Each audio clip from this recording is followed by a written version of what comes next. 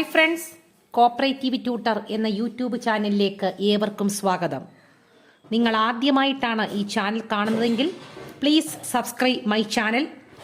നമ്മൾ കഴിഞ്ഞ ദിവസം പഠിച്ചിരുന്ന എസ്റ്റാബ്ലിഷ്മെൻറ്റിൻ്റെ ബാക്കി ക്ലാസ്സാണിന്ന്. വളരെ ശ്രദ്ധാപൂർവം പഠിക്കേണ്ട ഒരു ഭാഗം തന്നെയാണ് establishment. First question, the head quarter of CSEB shall be at dash.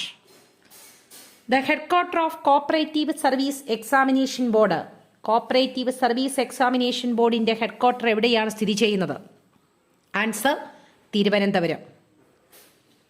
Government may in consultation with board appoint an officer dash on deputation basis to the secretary of the board.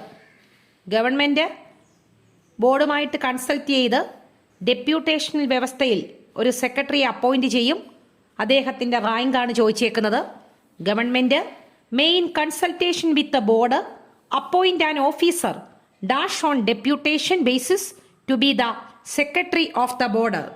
Answer, not below the rank of deputy registrar. Not below the rank of deputy registrar. അടുത്ത question, dash of the board shall be the chief executive officer responsible for the day to day administration of the board. ഒരു cooperative service examination ബോർഡിൽ chief എക്സിക്യൂട്ടീവായിട്ട് day to day administration നോക്കാൻ വേണ്ടിയിട്ട് ഒരാളെ ഏൽപ്പിക്കും. അദ്ദേഹം ആരാണ്? ആൻസർ, സെക്രട്ടറിയാണ്. Dash of the board shall be the chief executive officer responsible for the day to day administration of the board. അടുത്ത ക്വസ്റ്റ്യൻ, എ കാൻഡിഡേറ്റ് ഫോർ അപ്പോയിൻമെന്റ് by direct recruitment must have completed the age of 18 and must not have completed the age of dash. Direct റിക്രൂട്ട്മെന്റിന് വേണ്ടി ഹാജരാകുന്ന ഒരാൾ, അദ്ദേഹത്തിന് 18 വയസ്സ് പൂർത്തിയായിരിക്കണം. എന്നാൽ എത്ര വയസ്സ് കവിയാൻ പാടില്ല? ഇതാണ് ക്വസ്റ്റ്യൻ പറഞ്ഞിരിക്കുന്നത്. 40 വയസ്സ്. A candidate for appointment by direct recruitment must have completed the age of 18 and must not have completed the age of answer 40. അടുത്ത question, upper age limit shall be raised by dash year in case of SC/ST candidates and dash by dash years in the case of candidates belonging to OBC and ex-servicemen. Upper age limit shall be raised by dash year in case of SC/ST candidates. 40 വയസ്സ് direct റിക്രൂട്ട്മെന്റിനാണെങ്കിൽ SC/ST കാൻഡിഡേറ്റ്സിന് എത്ര വയസ്സൂടെ ഉയർന്ന് അപേക്ഷിക്കാം? അതാണ് ചോദിച്ചേക്കുന്നത്. SC/ST വിഭാഗത്തിൽപ്പെട്ടവർക്ക് 5 വർഷം കൂടെ extension ലഭിക്കും. Dash year in the case of candidate belonging to OBC and ex servicemen. OBC വിഭാഗത്തിൽപ്പെട്ടതോ ex service വിഭാഗത്തിൽപ്പെട്ടതോ ഉള്ള ആൾക്കാർക്ക് 3 വർഷം കൂടെ എഴുതാൻ പറ്റും. അതായത് 45 വയസ്സ് വരെ SC/STക്കും 43 വയസ്സ് വരെ OBCക്കും എക്സ് സർവീസ്മെന്നിനും അപ്ലൈ ചെയ്യാൻ പറ്റും. അടുത്ത question, applicants who are employees of cooperative society for അപ്പോയിൻമെന്റ് in an apex and other society having 1 or more district as area of operation, the maximum age limit shall be. Applicants who are employees of cooperative society for appointment in apex and other society having 1 or more district as area of operation, the maximum age limit shall be. ഒരുപാട് പേര് ചോദിക്കുന്ന question ആണ്. ഒരു employees ആയിട്ട് ഒരു സൊസൈറ്റിയിൽ work ചെയ്തുകൊണ്ടിരിക്കുകയാണെങ്കിൽ, ഒരു PACSൽ work ചെയ്തുകൊണ്ടിരിക്കുകയാണെങ്കിൽ Kerala ബാങ്കിന്റെ നോട്ടിഫിക്കേഷൻ വിളിക്കുന്ന സമയത്ത് എത്ര വയസ്സ് വരെ അപ്ലൈ ചെയ്യാം മിസ്സേ എന്ന് എന്നോട് ക്വസ്റ്റ്യൻ ചോദിക്കാറുണ്ട്. അവർക്കുള്ള ആൻസർ ആണ് 50 വയസ്സ് വരെ അപ്ലൈ ചെയ്യാം. എത്ര വയസ്സ് വരെയാണ്? 50 വയസ്സ് വരെ. Applicants who are employees of cooperative society, cooperative സൊസൈറ്റിയിൽ എംപ്ലോയീസ് ആയിട്ടിരിക്കുന്ന ആൾക്കാർ, കാലാവധിയുണ്ട്. 3 വർഷത്തെ വിജയകരമായിട്ടുള്ള സർവീസ് പൂർത്തിയായവർക്ക് അപ്പെക്സ് സൊസൈറ്റിയിലേക്കോ അല്ലെങ്കിൽ 2 or 3 ഡിസ്ട്രിക്റ്റ് ഏരിയ ഓഫ് ഓപ്പറേഷനായിട്ട് വരുന്ന സൊസൈറ്റീസിലോ അപ്ലൈ ചെയ്യണമെന്നുണ്ടെങ്കിൽ 50 വയസ്സ് വരെ അപ്ലൈ ചെയ്യാൻ പറ്റും.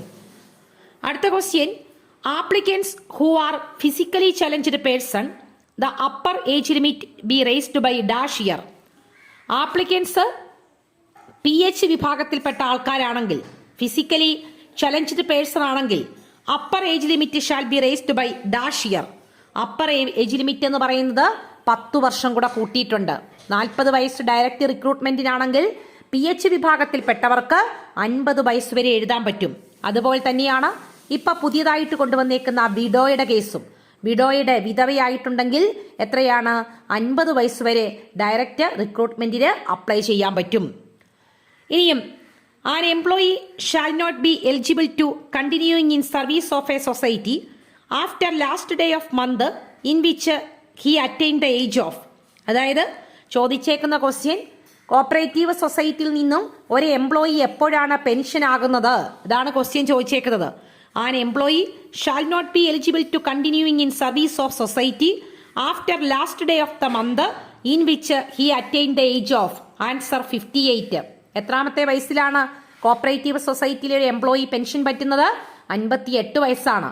എന്നാൽ PSC വിഭാഗത്തിൽ നിന്നുള്ള PSCയുടെ അപ്പോയിന്റ്മെന്റ് ആണെങ്കിൽ 2013 ഏപ്രിൽ 1 മുതൽ സർവീസിൽ പ്രവേശിച്ചിട്ടുള്ള ആൾക്കാർക്ക് 60 വയസ്സാണ് പെൻഷൻ പ്രായം.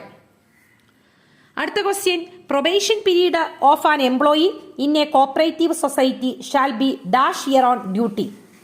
ഒരു കോപ്പറേറ്റീവ് സൊസൈറ്റിയിലെ എംപ്ലോയീസിന്റെ പ്രൊബേഷൻ പീരീഡ് എന്ന് പറയുന്നത് എത്രയാണ്? തുടർച്ചയായിട്ടുള്ള 2 വർഷത്തെ സേവനത്തിനിടയിൽ 1 വർഷമാണ് പ്രൊബേഷൻ പീരീഡായിട്ട് ഡിക്ലെയർ ചെയ്യുന്നത്.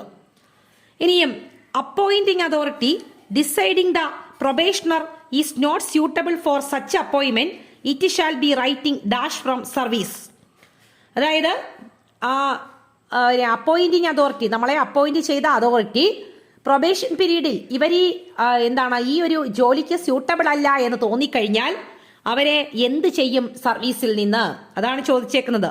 ഡിസ്ചാർജ് ആണോ, റിവേർട്ട് ആണോ, വിത്ത് ഹെൽഡ് ഇൻക്രിമെന്റ് ആണോ, നൺ ഓഫ് ദിസ് ആണോ?